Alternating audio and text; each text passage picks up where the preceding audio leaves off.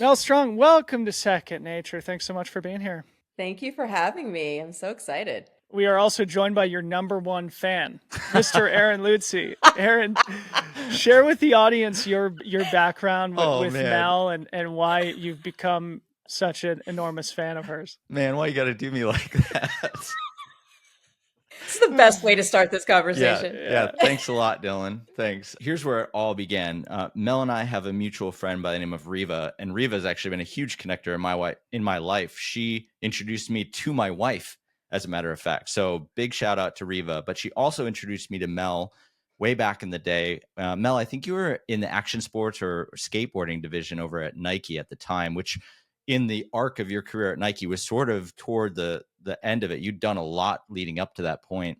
And I think one of the things that made me the most excited to connect with you and what you had been doing a lot at Nike up until that point was mentoring a lot of people that had been coming through the doors at Nike and elsewhere. I feel like that's a really great place to maybe just start this conversation. We'll get into the venture investing and stuff, but I'd love to talk more about some of the advice that maybe is the most common that you've kind of handed out throughout your time as a mentor for people in the outdoor industry or sports in general. I think the sports industry can feel an outdoor as a component of that. And I love the outdoor industry. I've been a privileged participant my whole life, and I think it's helped shape who I am.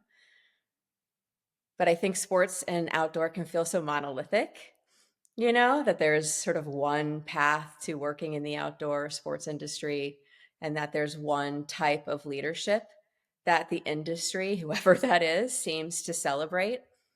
And when you're not that person, when you're not, let's say, beautiful and smart and extroverted and have had maybe access to all the open doors as an athlete and a business person, like it can feel really lonely. Like it can feel really hard to figure out where to go, or maybe more importantly, like who to be. And I think that I have maybe over the years attracted people who wanted to talk about the who they should be part of their careers, because I struggled with that. I was a first grade teacher. And then I got really lucky because I was a runner and started at Runner's World as an editor, and somehow got to a super entry level job at Nike, really convinced for at least half of my time there that I had no business being there. Like this was a joke. They made a mistake. I remember calling my boyfriend back in PA. He was still working at Mountain Bike Magazine. And I'm like, I made the biggest mistake ever. Like, don't come, don't pack up our stuff. One, Portland is weird, like truly, as a Philadelphian. And then two, Nike sucks. Like, absolutely sucks. And I mean, I was living in like the Homewood Suites Hotel in Beaverton, like didn't know a single soul in Oregon. Like it took me a minute. And I always was, at least luckily, very transparent about that part of my career. Like I don't know how I got here. I'm going to try not to screw it up. But then I made a lot of mistakes. And I think that comfort with mistakes and risk taking, and then being really comfortable in my own skin, is something, for better for worse, I sort of lived out loud in my Nike career. So people saw that, like they saw the really hopefully good things I did, but also the bad mistakes that I've made as a leader. And I feel like that has probably been one of the reasons why people have felt comfortable asking me for mentorship. And so I feel like in that instance, and in most instances, good mentorship comes down to like sharing those lessons of failure, and then also teaching people how to really love themselves for who they are, and then using that love to become like a real strength, both professionally and personally. The classic first grade teacher to Nike executive to venture capitalist career path. And it makes me think we should touch on this later, but I feel like a massive part of venture investing is mentoring and supporting the founders in your portfolio, but we'll get to that here later in our conversation. I'd love to hear more about the Nike SB journey, especially because I have heard a little bit about how skateboarding within Nike has evolved over the years and that it wasn't necessarily successful on the first try, but of course now it's probably a massive part of Nike's business. Can you share anything about how Nike was thinking about skateboarding, the culture, the community, the products behind it, and the ups and downs along that journey? It was the best job, like the best job I've ever had. Maybe this job notwithstanding, because we'll talk about it. Like I love the work I get to do. I did not know that this existed for someone like me, but at the time at Nike, like skateboarding was it. And I say that with the acknowledgement that it was a business that most executives at Nike gave no shits about. Like either it was just small and cute and I just needed to not screw it up, or, and this became I think an advantage for us in SB, skateboarding sort of, you can't fake it, right? You can't fake that you know the culture, the industry, the riders, the way to do skateboarding right. And Nike did not do skateboarding right, maybe more than it did, I would say, even looking back. But I think that that was a real advantage for us. Like Lutzi, I remember you and I meeting and talking about what it was like to lead skateboarding in a big, $50 billion brand. And it was hard. And it was also such a cool opportunity to run a business within a business. It was sort of my stepping stone into what I'm doing now, honestly. Um, but I think at the time, despite not being a skateboarder myself, the reason why Nike thought I might be good at running SB was because I worked in running during the kind of core running heydays for Nike in the early 2000s. So remember, I came to Nike as a runner. I had to run twice around Nike campus as part of my interview. And I did not know that. That's not a Like small campus either. It's not a small campus. The berm that we ran on, this 2.5 mile trail around Nike campus, is funky, hard to run on. But more importantly, they did not tell me that would be part of the process. So I took a red eye from Pennsylvania, got to Oregon at like 3 a.m, had my running stuff because shit, I was a runner. So if I had time, I was going to get it in.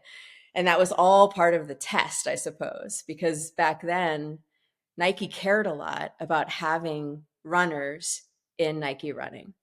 And I thought that was so cool. And so despite not being really a big fan of the brand back then, to be perfectly honest, like I had to go through the Runner's World closet to look for Nike stuff because I was an Asics runner.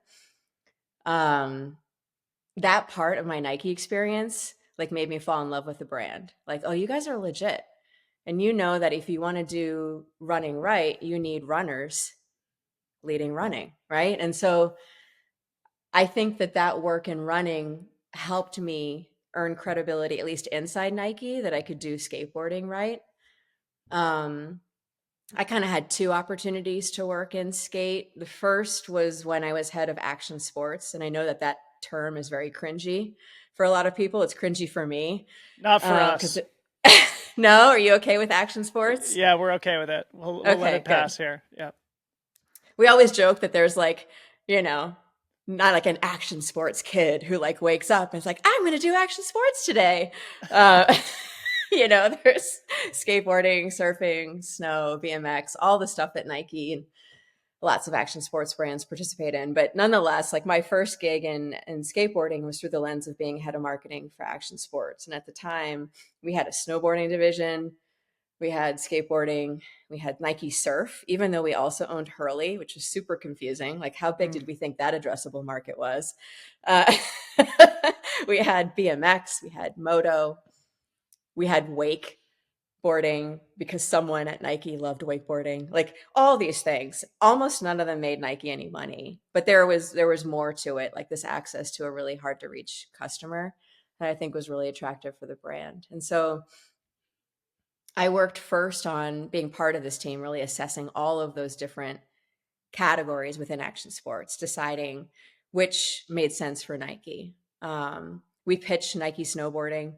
Aaron, I think you know this story because it's probably one of my deepest regrets that we could not convince leadership at Nike that snowboarding was a good investment for the brand.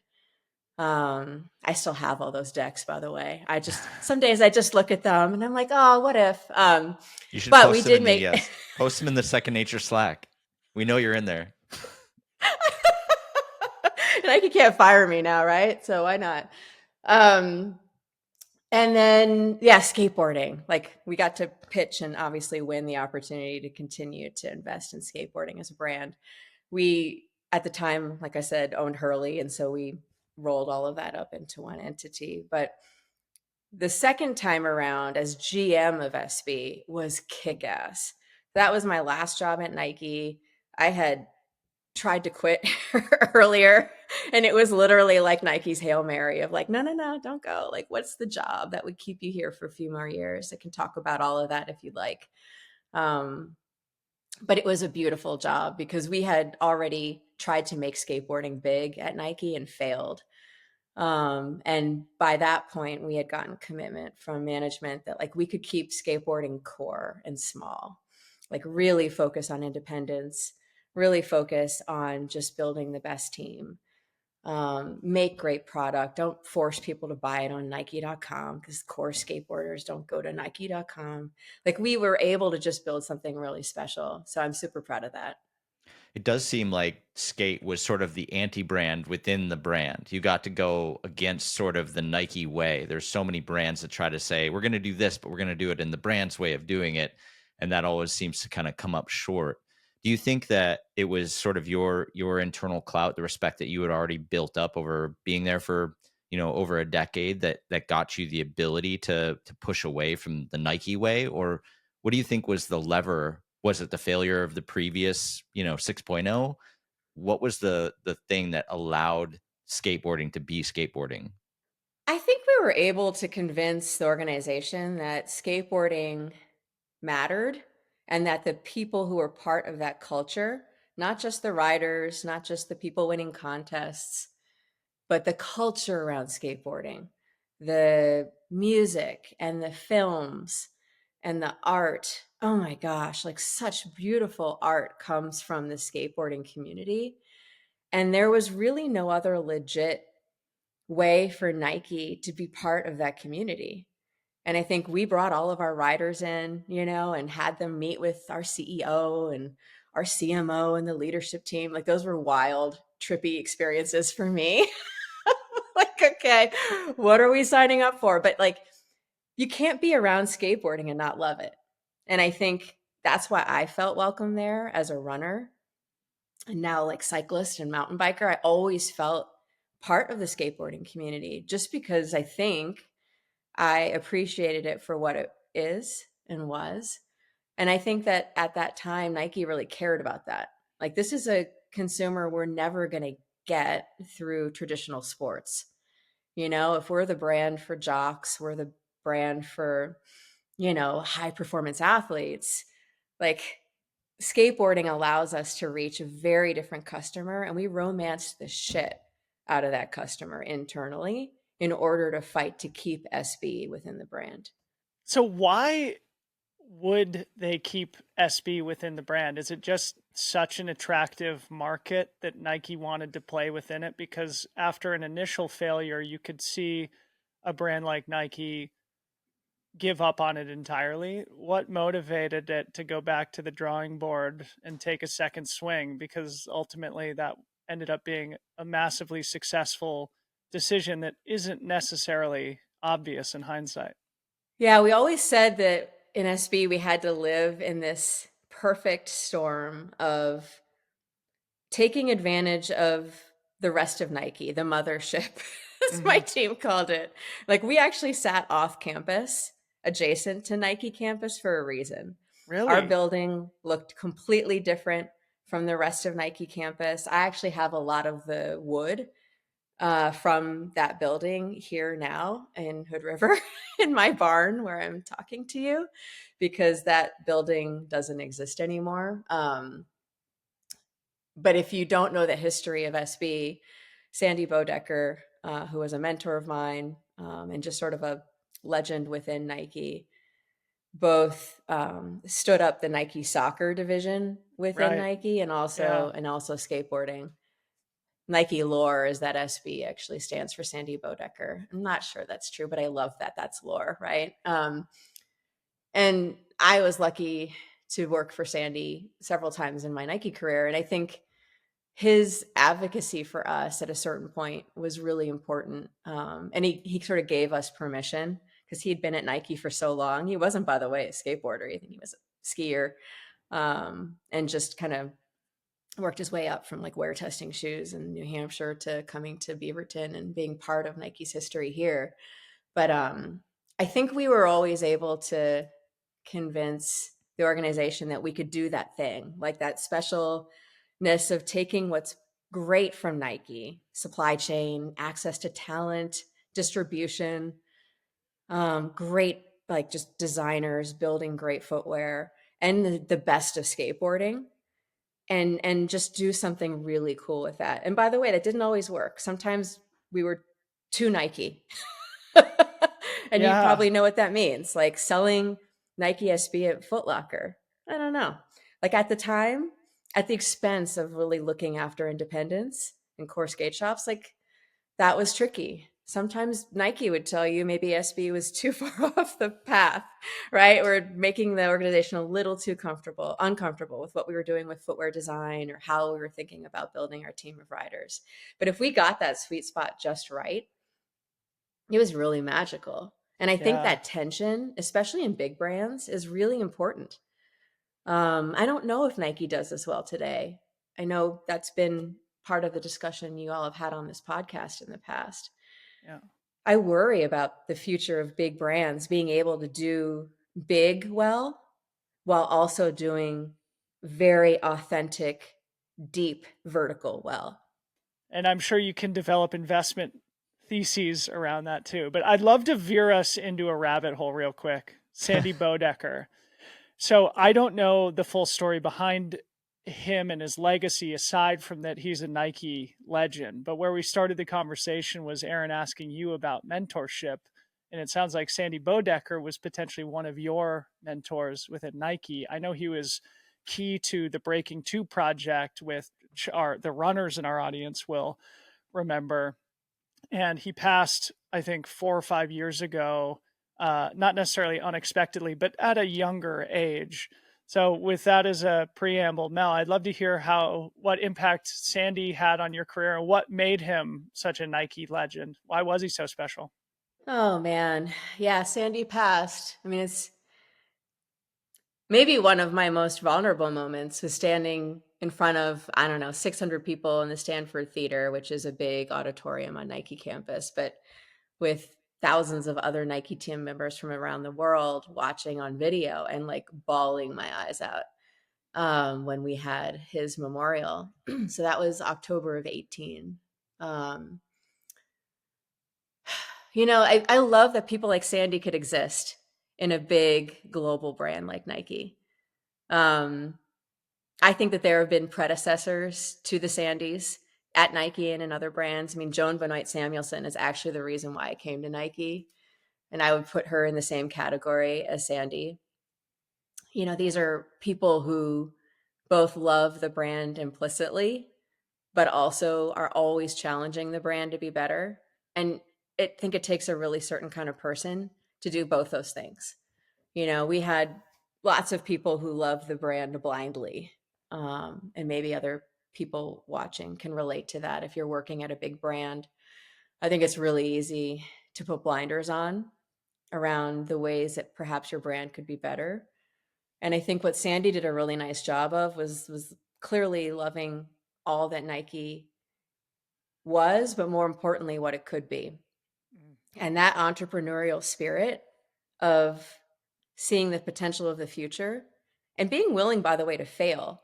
When Sandy started Nike Soccer, like Adidas and Umbro had probably like 90% market share. Nike being credible in soccer was a huge joke. Wow. But that's exactly what, and think about that now. Like, Yeah. I don't know how your listeners feel, but I don't know what the latest market share data suggests, but I'm pretty sure Nike is number one. Yeah. So, and maybe Puma, maybe Adidas, maybe they're ticking away at that market share a little bit, but think about that, just within the last 15, 20 years to go from zero to number one. I think that takes a special person, and it's a person who doesn't always play by the rules. And I think that has always been one of Sandy's, I think, biggest legacies, was like just understanding the comfort you have to have with breaking some rules, because you've earned the respect of the organization, because they know you're breaking things to make the company better. It's really hard. That's a tricky line to walk for sure, but I've got to imagine that those are the people that you're probably looking for these days with your new career. And what I've got to ask is, because I feel like this is how a lot of people feel in big corporate jobs. I felt this way at Red Bull. There must have been some moments of doubt, and surely that contributed to your desire to leave Nike and to go out on your own, to carry on that entrepreneurial spirit, to carry on the risk taking, everything that that Sandy had kind of instilled, and everything else. What was that moment like? What was the moment that really things switched for you? Yeah, things switched a few years before I actually left, because leaving a big company is so hard. I met with a young man when I was in San Francisco last week. This is where I'm at in my life now, where all of my friends and peers are asking me to meet with their kids, right? So so I actually met with a really sweet and brilliant young man named Charlie. He's the son of one of the founders of Strava. I met with him this week also. You got to be kidding me. Yeah. Charlie Gainey. It's Charlie Gainey. All So right. awesome. How cool Yes. is he? Yeah. That is too funny. All right. Yeah. Well, Dylan, I hope we're aligned on the advice we're giving Charlie. I'm sure yours was much better. We can compare notes. But he's just graduated from college, early 20s, and he's assessing the pros and cons of joining a startup, joining sort of a growth stage company, or joining a big brand. And what are the pros and cons to each of those decisions? And I think about my Nike journey, and I'm really glad that that was not my first job. Like, I'm glad that I had the experience of teaching, like probably the most formative role I've had in my life and career, like teaching first grade in West Philadelphia at a Teach for America school, like a really, really hard job, to doing a few jobs in journalism before I came to Nike. And Nike is like a career, like Red Bull. Red Bull, I imagine, is also like a career. Like, you could stay for a long time. There are lots of different ways to get different experience within this organization. And that was sort of my experience at Nike. I lifted my head up at some point and I'm like, oh my God, like, I've been here a long time. I've had all these different experiences, but they've still been within the safety of this one organization. And so that moment for me was 2016. And, I was VP of Nike Women, was head of marketing for this big priority for the organization. That was the hardest job. If SB was like the coolest, funnest, most like intellectually stimulating job I had at Nike, women's was the hardest, most political, most confusing job I had at Nike. And it's so sad to say that as a woman in sports. Like, you want this to be like the pinnacle of your career within the sports industry. And a lot of us women at Nike always joke that you had to like do your time in Nike Women if you were going to continue to move up there. And that was certainly the case for a period of time. And so I did my time, so to speak. It was really hard. I don't know that Nike was, or maybe is, still set up today to really execute against the promise to female athletes across the organization. When it's been built one way for 40, 50 years, and then you're trying to sort of break it a little bit to create innovative product for women, to design athlete contracts for women, to lead. The Nike of my childhood was the Title IX Nike, right? Was that popular for Nike in the 70s, 80s, 90s to really applaud women in sports the way they did, and to do big ad campaigns about the value of body positivity, that girls who play sports are less likely to put up with being abused by their husbands, like really heavy, deep, out of the box work from Nike at a time when I don't think that was necessarily contributing to the bottom line. I just think it really mattered. And I just don't feel like when I was leading Nike Women in 2016, we were in that place of like, yeah, let's do that work. Let's lead the industry in how we build an organization, product experiences for women, how we invite them into sports, how we revolutionize contracts.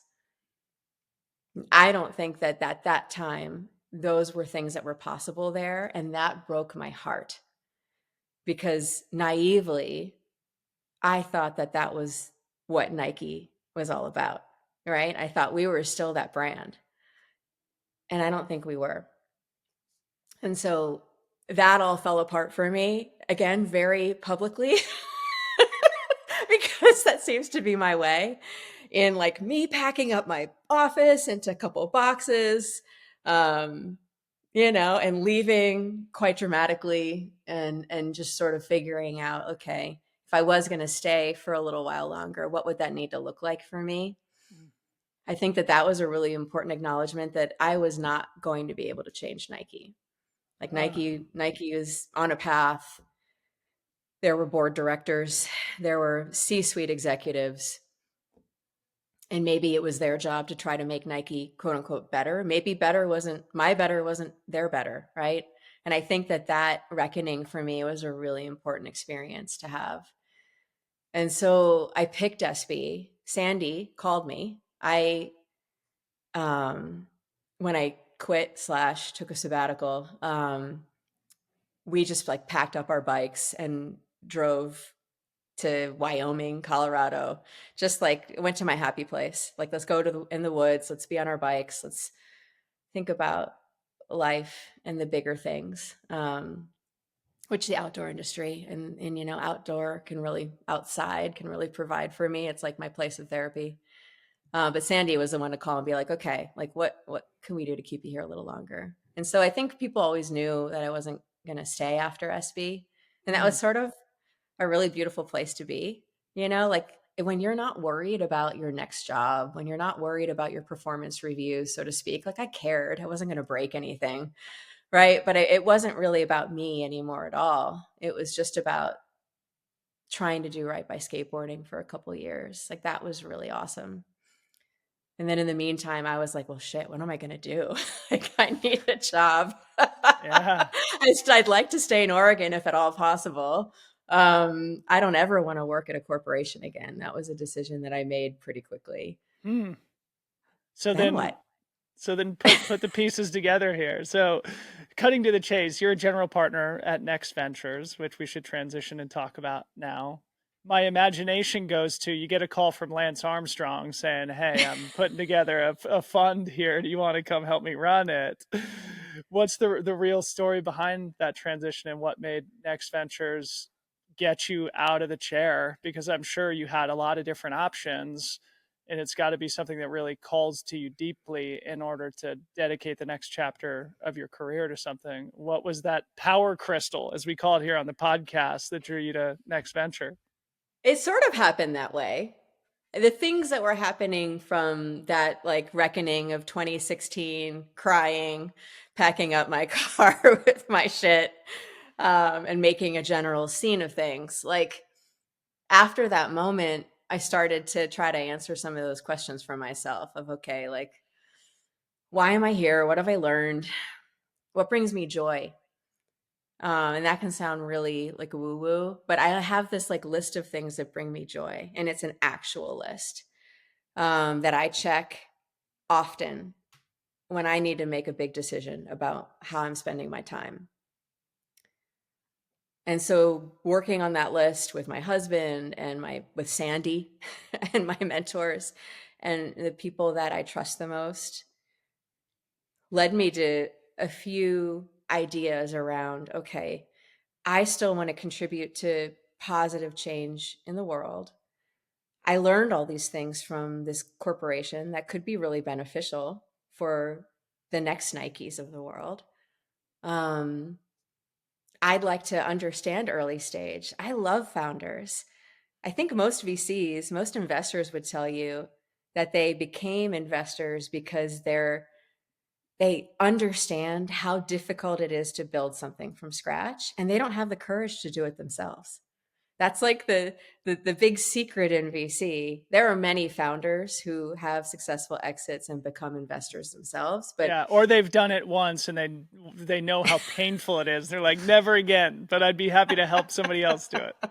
yes, yes, and often those types of people make great investors. Totally. But there is this excitement around helping someone build something from scratch, knowing that they are in many cases sacrificing many things: financial stability, safety, ego, right? There's a big ego attachment to both deciding to leave a big company to do your own thing, building your own thing and putting it out into the world and letting people respond to it and deciding how much it's worth. Like, one of the crazy things that we do as investors is tell you, as a founder, how much we think your company is actually worth. Yep. That valuation. What a crazy thing. And so I started to do angel investing in 2016. And I'm super grateful I started that early. One of the things that I think is really important for people to understand about angel investing, I have no idea what it means to be an accredited investor. I think it means you have to have a certain amount of liquidity, prove that you're capable of being an investor, that you're not going to go bankrupt if you put like $5,000 into a company. I, at the time, didn't know any of those things. I just knew that I wanted to spend time with founders and people building things. If my hypothesis was like, okay, Nike's on a path, publicly traded, at the end of the day, Wall Street will tell Nike what it needs to be, not me, not employees, not athletes, right? Not consumers, which gets a little tricky, right? Cool. I think I get that space. I want to spend more time thinking about the 0 to 1 path. And could my experience in all the careers I've had be valuable for those people? And so I started investing small checks into founders who I thought were building things that were really special. With your own capital. With my own capital. Mm. And again, for people listening, like, I understand that like the idea of angel investing can feel really privileged. Like, I'm not wealthy. I don't have, $25,000, $100,000 to invest in that company. Those checks can be really small. I've written many $5,000 checks. I understand that's still a lot of money, but I have wanted to spend my own capital to just feel what that would feel like, to make my own mistakes with my own money before I make mistakes with other people's money, which is what I do now.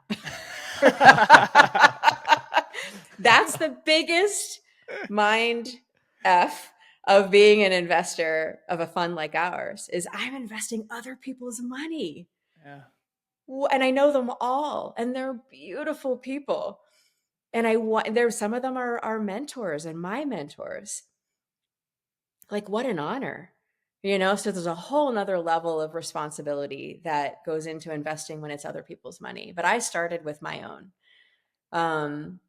And that was really important for me to experience. The other thing I did was get myself up to speed on what the hell is venture capital. I had this idea, and the idea is often true. 65% of VCs in the US are white men from 2 universities, Harvard and Stanford. Yeah. Wow. That's So you think about then why it's so hard for founders who don't live in those ecosystems, who aren't maybe white men or aren't living already in those alumni networks where they have immediate access to high net worth people. Like, how hard is it for a Lynn Lee, a Vietnamese female identifying founder in Portland, founder of Society 9, a women's boxing and fighting brand, to go out and raise? Well, because she was my first angel check, I learned really quick that it was really hard for Lynn Lee to build her company and to raise the questions people asked Lynn about, like, hey, when are you going to get a male co-founder? Like, do you think it would be better? It's literally a company built for women, but she would get asked often about why she wasn't hiring more men to lead her company. And she did. but maybe not as a co-founder and CEO, because that was her and she was more than enough, right? And so those experiences were really formative for me. And so Lance called in 2018 at like the perfect time, because I had, when you have the Nike email, like people respond. I wasn't dumb. Like I was like, okay, well, I still have this Nike email. I'm going to like email all these VCs. Much to probably Nike's dismay now. But I was like, okay, they're going to respond to me, and I'm going to meet with the Andreessen people. I'm going to meet with Kleiner. And I didn't know any of these firms back then, but Kleiner Perkins, 8VC, like these firms that are investing in brands that I loved. That's where I started. Like, okay, who's invested in these outdoor brands, Cotopaxi, that I really love. Who's behind the scenes in Headspace, like who helped build that company from 0 to 1, and started taking some of those calls. And so when Lance and I got reconnected in 18, I was already educated enough to be dangerous. I was excited. You can imagine that it took me a really long time to diligence Lance. That was probably my first deep diligence exercise as an investor. Was Lance Armstrong, is this going to be a good move for me? Right? What kind of person is he now? I mean, I worked on the yellow wristband with him in 2004. Wow. It's one of my first big projects. Many of us worked on that together, and I worked more closely with him when he was running and training for the New York City Marathon. And so like I knew what he was like in that era of his life and career. I knew, obviously, as we all did, about his epic self-inflicted wounds. And then like, what has he done since then? Like I didn't honestly give him any thoughts from 2012 to 2018. He wasn't on my radar at all. And so I needed to understand what kind of teammate he was going to be. And that probably took me a year of talking to all his mentors, his wife, many great people who are now investors in our fund. But that was a decision I took very seriously. I can already feel like this is going to be a special episode and that we're going to need to do more than one. But where I'd like to go next is I listen to Rick Rubin's podcast a lot. And one of the things that I love that he does is ask like very simple, basic questions to people who are experts in a given domain. And the reason I love it is because these experts typically have a very different answer than what you would generally associate with whatever the subject matter is. So, starting with the most basic for you is just what is venture capital for our audience who are outdoor oriented people trying to build businesses or careers in the space? What is venture capital? Venture capital is an asset class that often represents the first, what we would call like institutional check into a startup. So the typical journey for a founder is she has an idea. I hope that idea either comes from a lived experience or something very personal. Like I have had a family member who has experienced this problem, and I think I'm the person to build the answer to this problem. Often the next step is you self-fund as long as you can. Like already a very privileged place to be, because how many people have the ability to self-fund, to bootstrap? It can be very hard. But many founders choose that path, and there are a lot of advantages to staying on that path. We should talk about that, the pros and cons of taking VC money at all. Once you've reached the limits of your own ability to fund your business, often people will do what's called an angel round or a friends and family round. That's just you going to people who already know and love you, being like, hey, if you believe in me, help me build this thing. That is very, very risky. And so people who angel invest have to know what they're signing up for. But it is often the next good step for a founder before you start to take money from investors like me.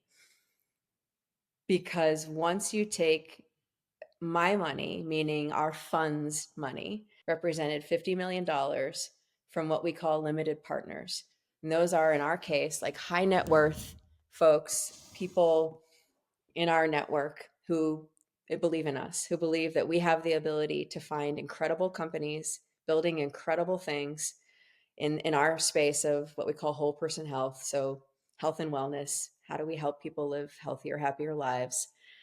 Um, and put a meaningful size check into our fund. So our minimum is $1 million. By the way, I'm not liquid enough to put $1 million into our fund.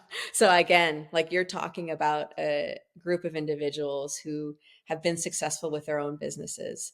They're experienced founders, CEOs. They've had their own exits where they're at the place where this could be a really great way to diversify their portfolio of investments. These are folks who maybe already have that 401k, are already invested in the stock market, and see venture capital as a way to invest not only in things that matter to them, since we're thesis oriented, we find investors who love our thesis, but also could have great outcomes. We can talk about Aura, a brand that Aaron also knows well, as an example of a fund one portfolio company that has the potential to deliver great returns to our investors because they've delivered on this promise of growth. We've also had plenty of companies that are probably going to be zeros for us. That's the interesting, I think, you dance in venture, is acknowledging that there's massive wins and also potential for epic failures. And you have to have that appetite for both in order to do this well. But bottom line, VC is investing other people's money into great companies with the promise of a 5 to 7x return. I'm really interested in the relationship between you, the founders that you're investing in, and your LPs, because I've got to imagine if people are giving resources to a business, they want to put their thumb on the scale if they can, right? How does that sort of manifest when it comes to investing in a company? Do you think about who's in the LP class that might be able to also kind of pour some fuel on the fire, or is that like a no-no? I don't know. That is And also, such a when great is it question. inappropriate to put your thumb on the scale? Yeah. Yeah. Also, a great question. It's one of the reasons why I think it's so important for founders, people who are working at startups, anyone working in early stage companies to understand venture capital, because you have to understand the money, who the money represents, and what their incentives are. And I don't think enough founders understand that there's not just a fund manager. That's all I am at the end of the day.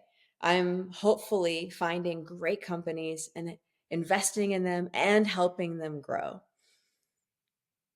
But the limited partners, the LPs whose money I'm investing, that is an interesting part of VC that a lot of people don't know how to talk about. Sometimes it's because those LPs don't want to be known, right? Many of them are comfortable with the anonymity that comes with being an LP.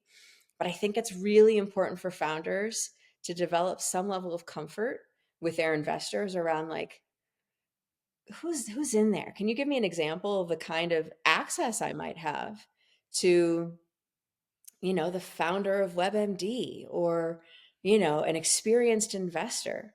Someone who has had a shared, like, lived experience that I've had that could be a great mentor for me. Not all of the LPs in a fund are going to be comfortable with that, but some of them will. And I think it's important to ask that question. In terms of Dylan, like the thumb on the scale, this surprised me about VC. I thought most investors were going to want to put their thumb on the scale, right? Like, put me in there. If I have expertise that can be valuable, put me on the board, use me as an advisor. I don't know that as many investors are comfortable with that as I thought. I thought that was just going to be part of it, right? Like, I'm signing up to, the way we started this conversation around mentorship, I thought I'd be signing up for like a lot of that. And that sounded awesome. The reality is, not all investors are good at that or want to do that. I think that also gets really hard when you're big. And that's why I'm so glad we're not big. I really like our point of view around working with the founder so she can evaluate us, talk to the other founders we've already worked with. It's a non-negotiable part of our process. Diligence us. Talk to the founders of the companies we've served on the boards of in particular.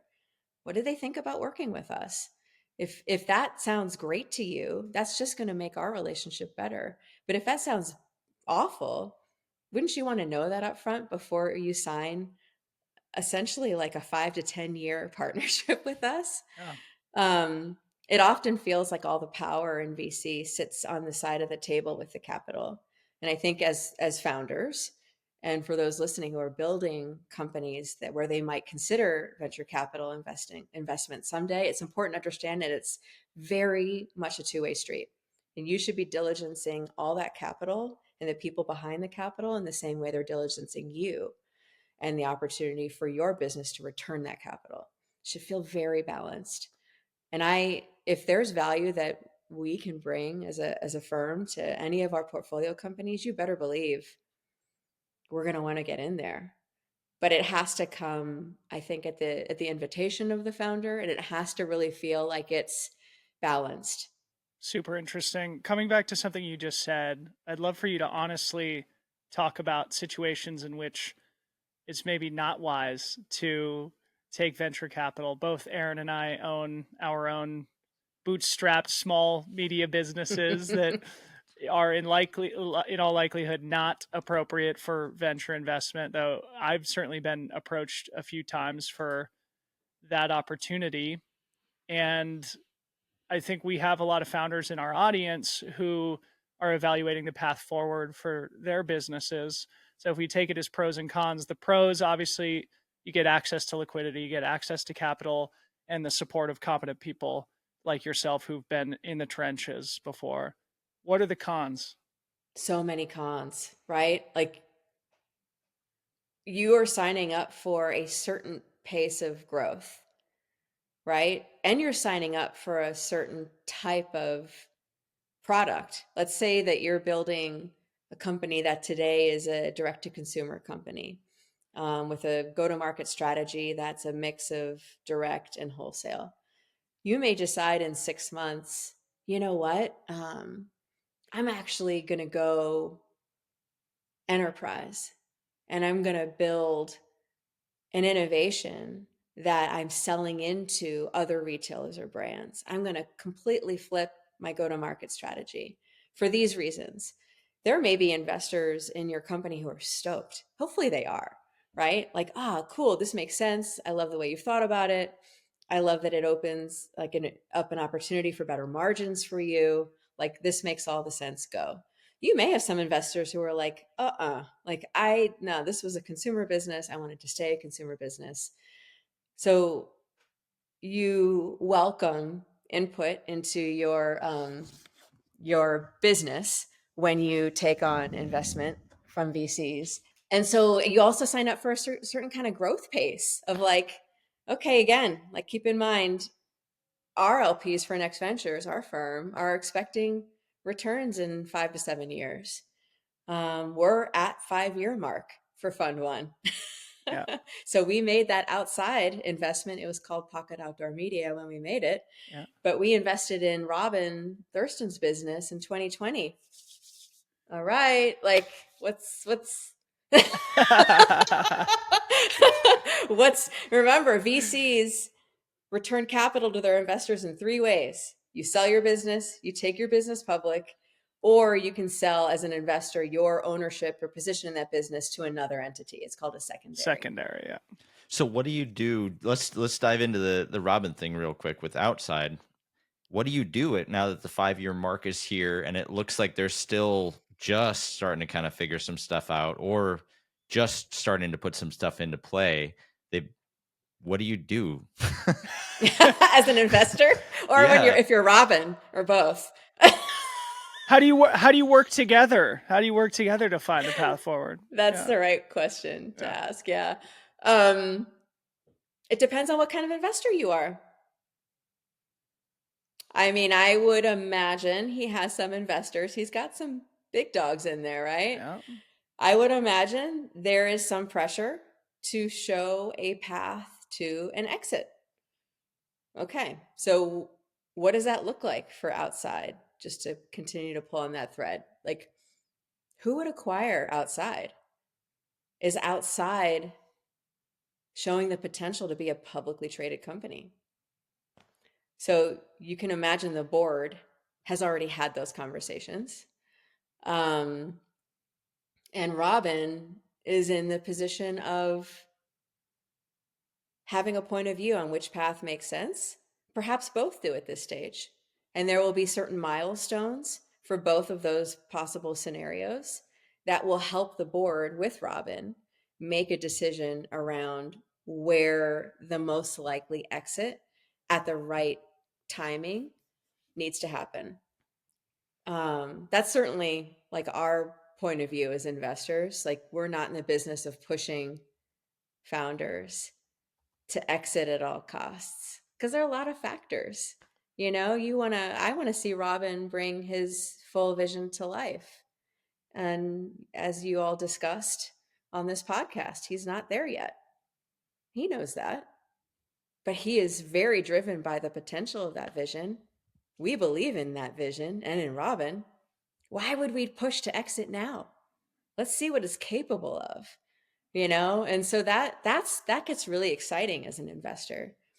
But a couple things need to happen. One, you need to have the continued faith in that founder and CEO. We do in Robin, right? But there are examples where, okay, maybe it's time for a CEO transition. Maybe it's time to find more ways to support the CEO because he or she has really been struggling to hit those milestones we all agreed to. That's where the relationship part of this work is so important. If that CEO doesn't trust and respect us, and we don't trust and respect him or her to the point where that healthy conflict can happen, these conversations get really hard. And that's where taking VC money can be really dangerous.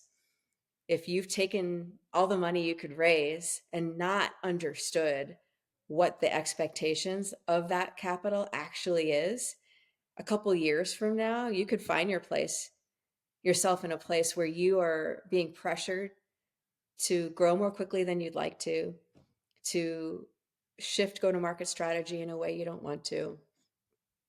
Imagining that future now as a founder, I think, is really important before you decide to raise.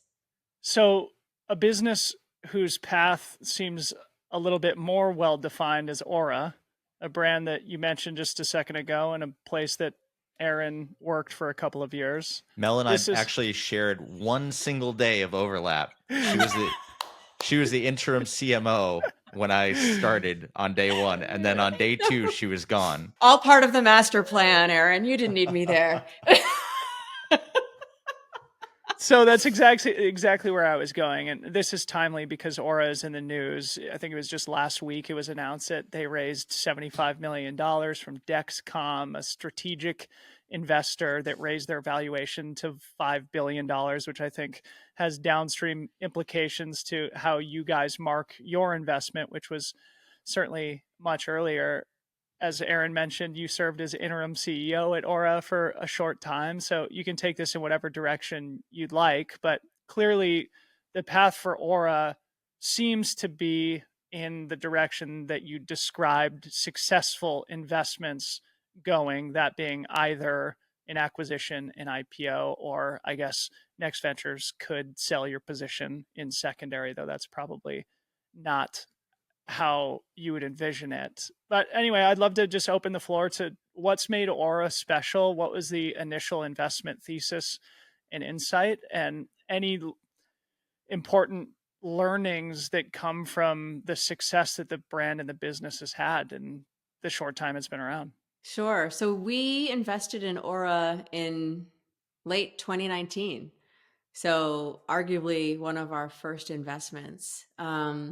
I was interim CMO there. Oof, CEO would have been a whole nother deal. Is that what I said? Excuse me. It's okay. I had no business being interim CEO there. Thank goodness I wasn't. It's a great example. I mean, if our way we diligenced Aura and the way we think about our firm at the macro level is this idea of if healthcare treated patients the way brands treat consumers, we would have much better healthcare outcomes. This whole idea of consumerization of healthcare, that patients, consumers expect their data to be used in a way that delivers more personalized advice, that there can be a more emotional connection to your healthcare provider, that tech and AI can be used to deliver better remote care. All of those things are ways in which we diligenced Aura from the outset. So maybe a good way to answer that question, because we looked at Aura and Whoop at the same time. Taking form factor aside, I love the ring, and I am not feeling like I would have wanted and still would not have wanted to invest in like a wrist device. The form factor was a huge plus, but otherwise, just looking at the two opportunities, the way that we diligenced Aura was through the lens of serving the broadest market possible. Who has the most potential to improve the most people's lives? So Aura always took the quality of the data very seriously. How do we compare with the medical grade data you would get in a hospital assisted sleep study? How do we integrate your data into data that you are collecting in other aspects of your life? The ability to take Strava data, for example, and better integrate your activity with your sleep, heart rate variability, body temp data has always been really interesting. The ability to think about Aura as more than just a consumer wearable. The vision it took to really think about it as being more of a med device is really exciting to us. The credibility, the validity of the Dexcom investment, because it could have been someone else. You could have imagined a variety of tech companies writing that check. The fact that it was Dexcom is really exciting to us because it validates our initial thesis around our investment into Aura, was that this has the potential to meaningfully improve members' healthcare. And that is super exciting. That hasn't changed. Aaron would tell you there are pros and cons to working at every company. And I got to see a little bit of that when I was CMO there. I mean, that was a hard transition for me. I was used to Nike experiences, teams, resources. I thought working at Aura as interim CMO would feel very different from Nike. And in some ways it did, and in some ways it didn't. And that perplexed me. Okay, this is a 300-person business. It also feels very hard, you know? And I think that as an investor, I feel really fortunate I had that experience to go into one of our companies and have a bit of the humility of having to unlearn some things from my Nike days, things that were really not helpful to bring to an earlier stage company.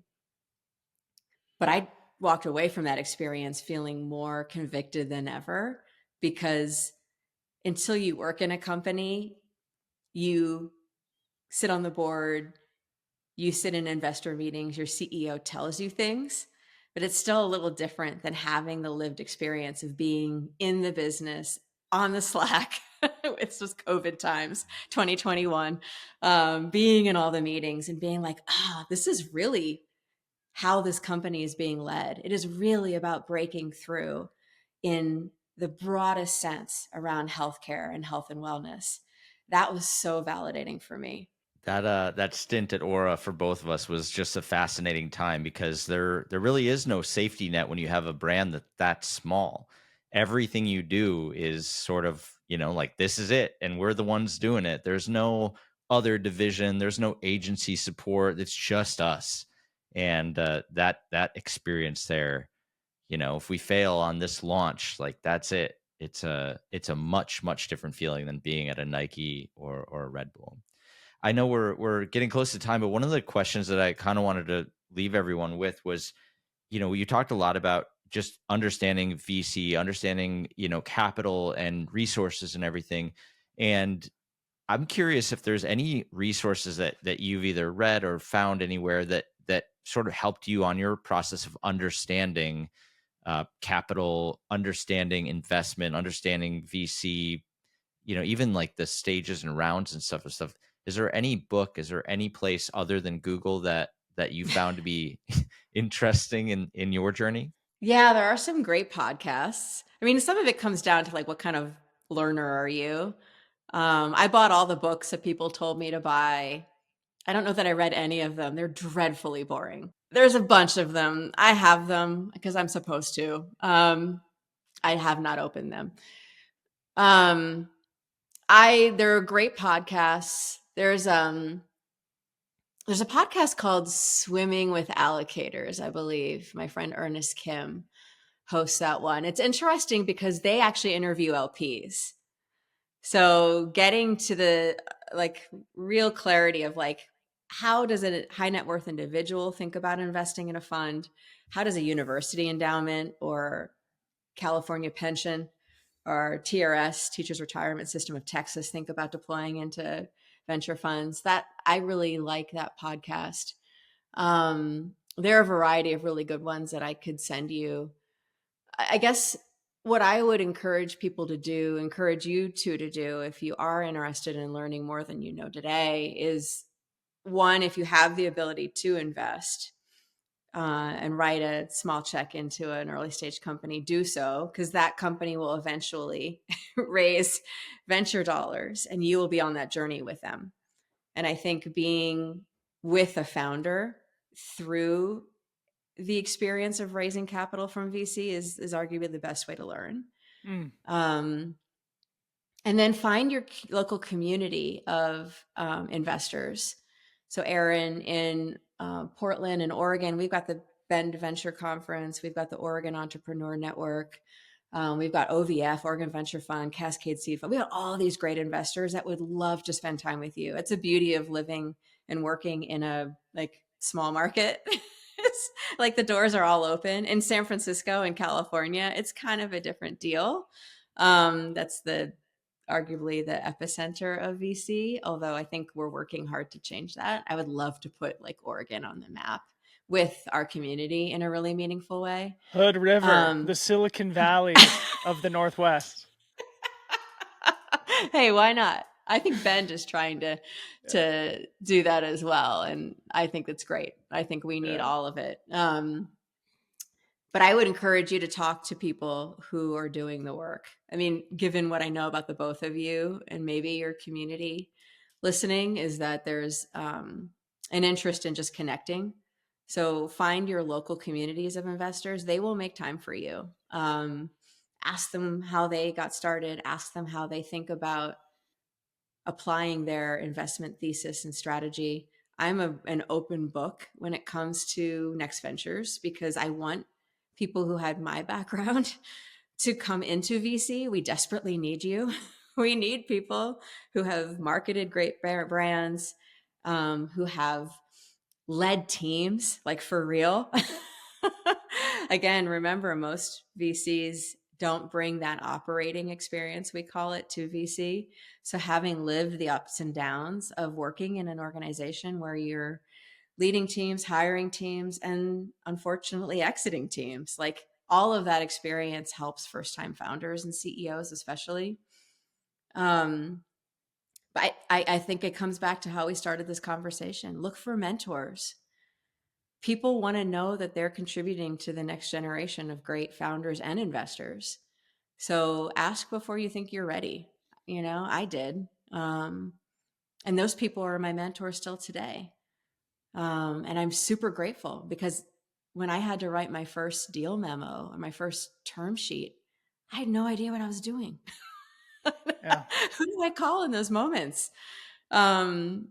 Luckily, I built a circle of trust, so to speak, a group of people who I knew weren't going to make me feel stupid when I asked, like, how do you value a business? Like, what are the multiples in this, this function or this vertical within healthcare? Like, I needed all that help. I still need it every day. So I would encourage you to just go meet with wonderful people, investing in companies you already love, um, who will share with you the ups and downs and the ropes, so to speak, of what VC is all about. Mel, what an education. This is such a fantastic, wonderful, enjoyable conversation. Aaron and I have a running philosophy here on the show, that being hashtag business is hard. So for me, it's comforting to hear that even at Nike, in the glory and heyday of building SB into this empire that it is now, it wasn't always easy. Obviously, as we know, the path for outside hasn't been totally straightforward, and it's great that you can come on and talk about it honestly while also expressing your belief in the fact that it is on the right path and that you are steadfast in your support. Similarly with our businesses, Aaron and myself, and I'm sure at Next Ventures it's not without challenges, but this has been a fantastic way to demystify the world of venture, and our listeners are better off. So thank you so much for coming on the show. Thank you both. This was super fun.